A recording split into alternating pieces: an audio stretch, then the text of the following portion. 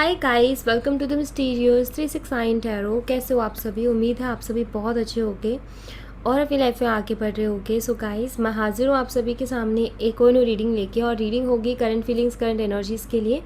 देखेंगे कि इस वक्त की एनर्जीज़ क्या हैं आपके पार्टनर की, और लेट्स सी, पॉजिटिव रहना है गाइस और पॉजिटिवली रीडिंग को देखना है। एंड एक journal timeless and collective reading है, आप इसे जब मर्जी देख सकते हो, आपको हेल्प करेगी। और अगर आप मुझसे पर्सनल रीडिंग लेना चाहते हो तो स्क्रीन पर व्हाट्सएप नंबर दिए गए हैं, आप उस पर कांटेक्ट कर सकते हो। For love reading, health reading, career reading, सभी तरीके की रीडिंग्स मैं करती हूँ। नाउ अभी हम रीडिंग को शुरू करते हैं और देखते क्या आता है। So be positive and let's see क्या चल रहा है currently.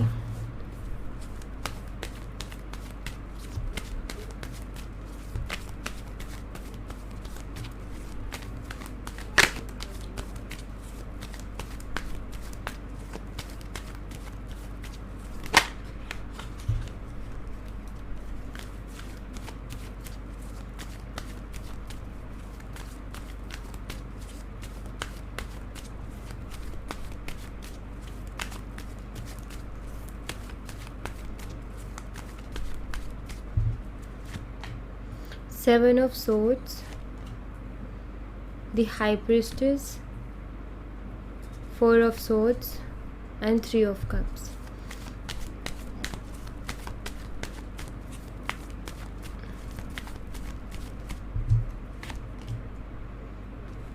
Queen of Swords, King of Swords, Five of Wands and Two of Swords. Bottom of the deck से है King of Cups and Page of Cups. और यहाँ पर air sign बहुत ज़्यादा स्ट्रांगली है गाइस, जेमिनी, लिब्रा और Aquarius, मिथुन, तुला और कुंभ राशि। उसके अलावा मुझे यहाँ पर दिखाई देता है कैंसर, स्कॉर्पियो, पाइसिस, कर्क, मीन और वृश्चिक राशि। सबसे पहली चीज़ तो यहाँ पर कपल्स आए हैं, queen of swords and king of swords, जो कि मुझे यहाँ पर ये बताता है कि कहीं ना कहीं हो सकता है आपका सोल कनेक्शन है, बट परफेक्टली मैच होते हो आप दोनों। जब बात करें, अगर बॉन्ड की बात करें, जब चीज़ें अच्छी रहती है रिलेशनशिप में, दोनों साइड से एफर्ट रहते हैं, तो काफ़ी अच्छा रिलेशनशिप है और काफ़ी अच्छा रहता भी है। बट वो कहते हैं ना कि रिलेशनशिप अच्छा तब रहता है जब दोनों साइड से सेम एफर्ट हो। अब अगर दोनों साइड से सेम एफर्ट नहीं है, बट बस एक ही इंसान एफर्ट डाले जा रहा है, तो फिर वहाँ पर रिलेशनशिप उतना अच्छा नहीं रह पाता है। तो यहाँ पर आप दोनों का वो बॉन्ड भी नहीं रह पाता। तो बॉन्ड के लिए भी तो यही चाहिए ना कि दोनों साइड से इक्वली हो। वैसे जब भी इक्वल होते हैं, आपके भी एफर्ट और उनके भी एफर्ट, तो देखते हैं तो ये कनेक्शन बहुत सुंदर दिखाई देता है। लेकिन अब एक साइड से हो और एक साइड से ना हो तो फिर प्रॉब्लम आती है। अभी मैं यहाँ पर ऐसा देख रही हूँ कि सबसे पहली चीज़ तो आपके पर्सन बहुत सारी अपने दिल की बातों को छुपा रहे हैं। जो वो फील कर रहे हैं, जैसा वो फील कर रहे हैं, वो कुछ भी नहीं बता रहे हैं। सबसे पहले तो मुझे यही एनर्जी यहाँ पर मिल रही है। या तो वो आपके सवालों से, आपकी बातों से भाग रहे हैं, और या वो झूठ बोल रहे हैं, क्योंकि मुझे ऐसा दिखाई देता है कि ये पर्सन अपने दिल की बातों को छुपा रहा है। ये पर्सन आपको खुल के कुछ बता नहीं रहा है। आप ये कह सकते हो कि इनके अंदर बहुत कुछ चल रहा है, लेकिन जो ये आपसे बोलते हैं वो बहुत अलग है। तो अंदर का मामला बहुत अलग चल रहा है, बाहर का मामला बहुत अलग चल रहा है। तो ये दिखाई देता है यहाँ पर कि जो बोलते हैं वो मन की बात नहीं है, और जो मन में है वो ये बोलते नहीं हैं। मैं यहाँ पर ऐसा भी देख रही हूँ कि जैसे आपके पर्सन का ऐसा भी कि शायद हो सकता है कि आप दोनों का कोई आर्गुमेंट हुआ हो एक दूसरे के साथ, या आए दिन आप दोनों के बीच में आर्गुमेंट होता रहता है। आई थिंक इसी वजह से होता रहता है क्योंकि आपके पर्सन का बिहेवियर समझ से बाहर हो रहा है। आपके पर्सन, आपको खुद को ये फील होता है कि मुझसे कुछ छुपा रहे हैं करके। वो वाली बात, एक होते ना कि ऐसा समझ में आता है जब हम किसी के साथ रहते हैं ना, तो उससे बात करने में समझ में आता है। उसका अगर थोड़ा भी लहजा बदलता है या उसका थोड़ा भी एक्शन बदलता है, तो आराम से समझ में आता है कि यहाँ पर ये इंसान का टोन बदला हुआ है, यहाँ पर इस इंसान को थोड़ी सी चीज़ें बदली हुई हैं, और ये पहले के जैसे रिएक्शन नहीं है इस शख्स के, और थोड़ा अलग है, थोड़ा चेंज है, थोड़ा सा फ़र्क है एक्शंस और रिएक्शंस में। तो वो चीज़ महसूस हो जाती है, और मुझे ऐसा दिखाई देता है कि कहीं ना कहीं वो चीज़ आप अभी महसूस कर रहे हो अपनी लाइफ में। और आपको ऐसा लगता है कि कुछ तो गड़बड़ है, कुछ तो छुपाया जा रहा है, कुछ तो है जो मुझे नहीं बताया जा रहा है। और यहाँ पर आपके पर्सन को आई थिंक मुझे ऐसा लगता है कि शायद आप इनको कुछ बोलने की भी कोशिश करते हो तो ये कुछ समझने के लिए तैयार नहीं है, कुछ देखने के लिए तैयार नहीं है। ये ऐसी एनर्जी में चल रहा है कि कोई एक फ़ैसला लेने के लिए तैयार नहीं है। जहाँ आप इनसे ये भी कहते हो कि ना तो एक फ़ैसला ले लो या कोई क्लियरिटी दे दो, तो ये वो करने के लिए भी तैयार नहीं है। ये लाइक बहुत कंफ्यूज हो चुके हैं अपनी लाइफ में। ये कह सकते हो आप कि आपके जो पार्टनर है ना वो किसी भी तरीके के किसी उस पर नहीं है, क्लियर माइंडसेट में है ही नहीं। ये उस चीज़ के लिए खुद को तैयार करते ही नहीं हैं। एंड मैं यहाँ पर ऐसे देख रही हूँ अपने फ्रेंड्स के साथ काफ़ी अच्छे टाइम स्पेंड करते हैं। अगर आप सोशल मीडिया पे एक दूसरे के साथ कनेक्टेड हो तो आपको दिखाई देता होगा कि ये शख्स बहुत खुश भी है और काफ़ी इन्जॉय कर रहा है। तो आपको ये फील होता होगा कि यस, इसकी लाइफ में तो सब कुछ ठीक है, बढ़िया है, इसको तो कोई फील हो नहीं रहा, मैं ही पागलों की तरह सोचे जा रही हूँ या सोचे जा रहा हूँ। तो ऐसा नहीं है, क्योंकि यहाँ पर 4 ऑफ सोर्ड्स का भी कार्ड है जो कि बताता है कि हाँ, ये चिल कर रहे हैं, अपनी लाइफ में नॉर्मल रहने की कोशिश कर रहे हैं, फ्रेंड्स के साथ बाहर जा रहे हैं घूमने। ऐसा देखो, जैसे हम हर दिन एक जैसा खाना नहीं खा सकते, वैसे ही हम हर टाइम उदास नहीं रह सकते हैं। चीज़ें बदलती हैं, लोग, सिचुएशन, सारी चीज़ों पर डिपेंड करता है हमारा मूड, हमारे इन्वायरमेंट पर डिपेंड करता है हमारा मूड। मैं यहाँ पर ऐसे देख रही हूँ कि हाँ, जब ये लोगों के साथ रहते हैं, फ्रेंड्स के साथ रहते हैं, फैमिली के साथ रहते हैं, अच्छा महसूस करते हैं, अच्छा फील करते हैं।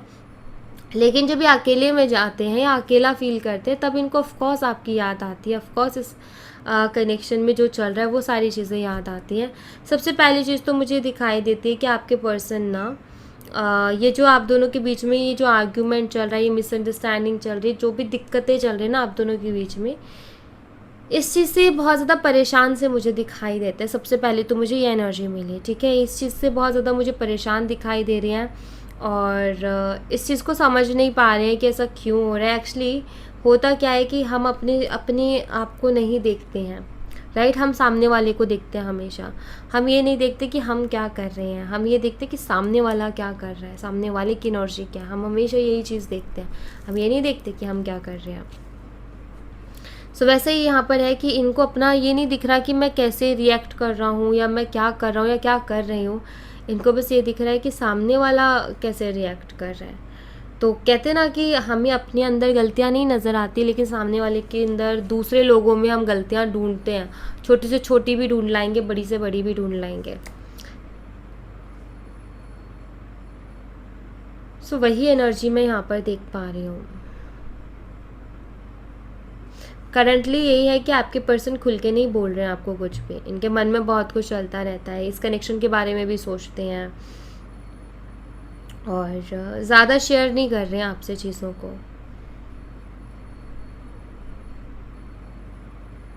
इनको ऐसा भी लगता है कि आप जज करोगे इनको, ऐसा फील होता है इनको कि अगर ये कुछ ज़्यादा शेयर करें या अगर ये खुल के कुछ बोलें तो आप इनको जज करोगे। तो ये भी है इनका।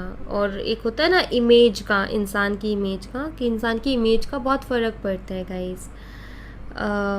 लाइक हमारी इमेज बनी हुई है किसी के सामने।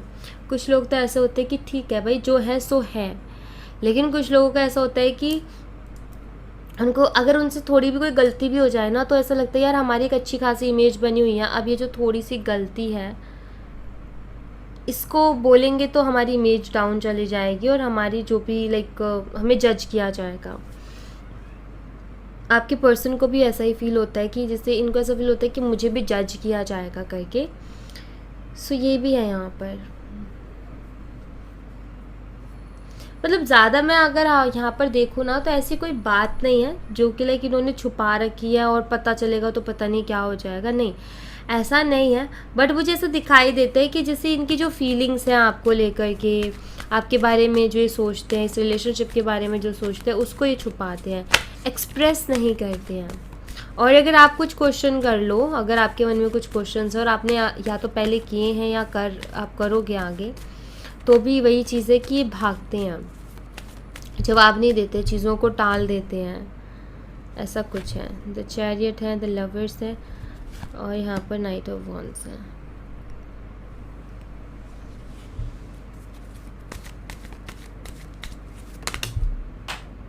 वेट गाइस,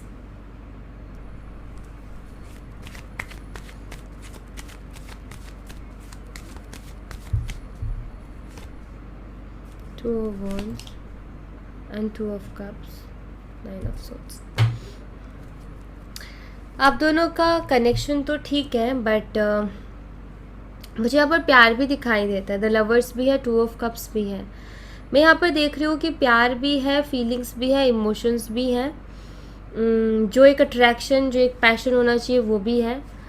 बट कुछ चैलेंजेस भी हैं आपके कनेक्शन में. द चैरियट कार्ड बताता है मुझे यहाँ पर कि सबसे पहले तो आप दोनों के बीच में कुछ डिफरेंसेस हो सकते हैं.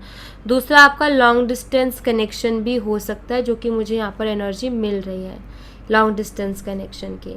तो आपका लॉन्ग डिस्टेंस कनेक्शन हो सकता है. और कास्ट का, रिलीजन का, एज का, ये डिफरेंसेस आप दोनों के बीच में हो सकते हैं, कल्चर का. एंड मुझे यहाँ पर ऐसा दिखाई देता है कि आपके पर्सन ना कोई भी एक्शन इस रिश्ते में लेने से पहले इन सब चीज़ों के बारे में सोचते हैं. जो आप दोनों के बीच प्रॉब्लम्स हैं, चैलेंजेस हैं, डिफरेंसेस हैं, कोई भी एक्शन लेने से पहले ये इन सब चीज़ों के बारे में सोचते हैं. और ऐसा सोचते हैं कि क्या सही रहेगा मेरे लिए, कैसा एक्शन सही रहेगा मेरे लिए. और इनका जो एक सबसे बड़ा रीज़न जो मुझे दिखाई देता है ना, कि ये ज़्यादा एक्सप्रेसिव नहीं है. एक्चुअली ये जानबूझ कर के एक्सप्रेस नहीं करते अपनी फीलिंग्स को बहुत ज़्यादा, बिकॉज इन डिफरेंसेस और इन चैलेंजेस के चलते इनको ऐसा लगता है कि ज़्यादा एक्सप्रेस करना अच्छा नहीं है. और ज़्यादा एक्सप्रेस करने से, जब इंसान अपनी फीलिंग्स को एक्सप्रेस, देखो जब पहली बार कोई लड़का किसी लड़की को देखे या कोई लड़की किसी लड़के को देखे, जब तक कि उन दोनों में से कोई एक भी शख्स अगर जाकर के अपने दिल की बात को नहीं बोलेगा, तब तक उनका कुछ नहीं हो सकता. तब तक सिर्फ देखते रहो, बट एक रिलेशनशिप या बातचीत नहीं हो सकती है, राइट.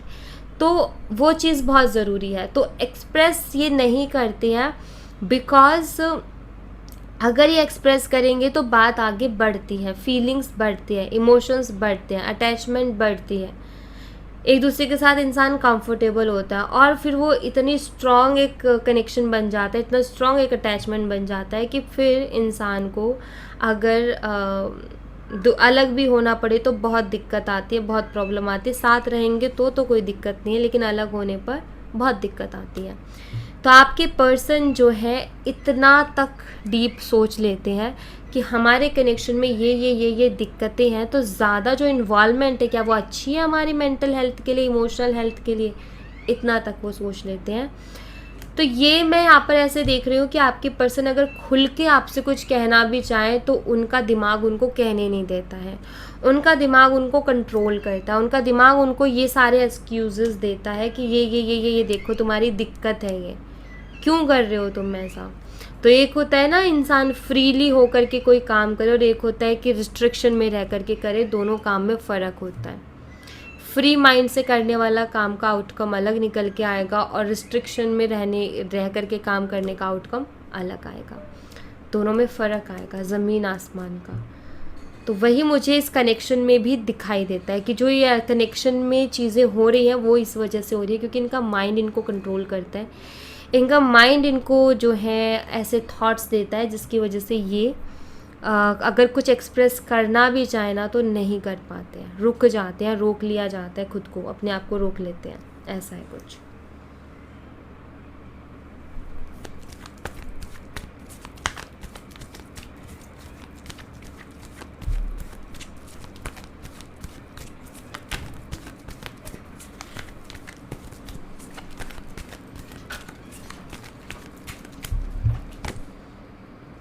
हेल्दी सेक्सुअलिटी, फिज़िकली काफ़ी अट्रैक्टेड हैं आपके पार्टनर आपकी तरफ, और आप में से कुछ लोगों का कुछ कार्मिक साइकिल चल रहा है तो उसमें बहुत ज़्यादा मेजर चेंज आने वाला है गाइस, ये मुझे दिखाई देता है. और हो सकता है कि आपके पर्सन कुछ ऐसे हैं कि फ्लर्ट बहुत ज़्यादा करते हैं. Reaching conclusion. अच्छा, मैं आपको एक चीज़ और बताती हूँ, रुको. डिवाइन टाइमिंग है यहाँ पर, गो आउटसाइड है. बॉटम ऑफ द डेक से सोलमेट.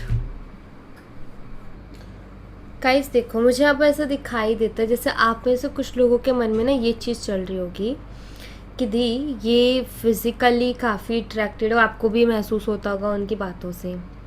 फ्लर्ट बहुत करते हैं ये, और लाइक झूठ भी बोलते हैं, टेंशन बहुत होती है, हर्ट भी करते हैं, फ़र्क नहीं पड़ता उनको किसी भी चीज़ का। तो क्या ऐसा भी कोई सोलमेट कनेक्शन होता है, या लाइक क्या है ये? तो आपके दिमाग में ऐसे सवाल आते होंगे। आपको मैं यहाँ पर बता दूँ, वहाँ बॉटम ऑफ द डेक से सोलमेट का कार्ड है गाइस, ओके। दूसरी बात यहाँ पर ये कि कार्मिक पार्टनर का भी यहाँ पर कार्ड है।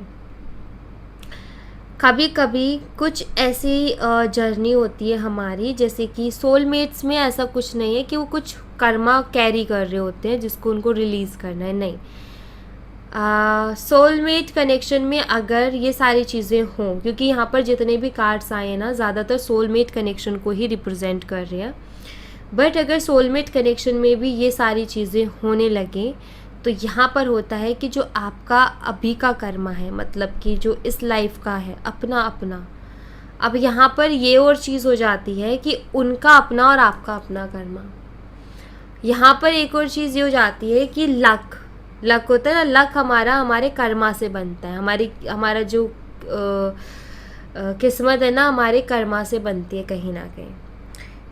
कभी कभी हमें ऐसा लगता है कि हमारा कितना बुरा टाइम चल रहा है, कितने बुरे दिन चल रहे हैं कि हमें ये चीज़ नहीं मिल रही है, या हमारे साथ ऐसा हो रहा है, ऐसा लगता है। और हम खुद को कह रहे होते हैं कि हमारी किस्मत कितनी ख़राब है।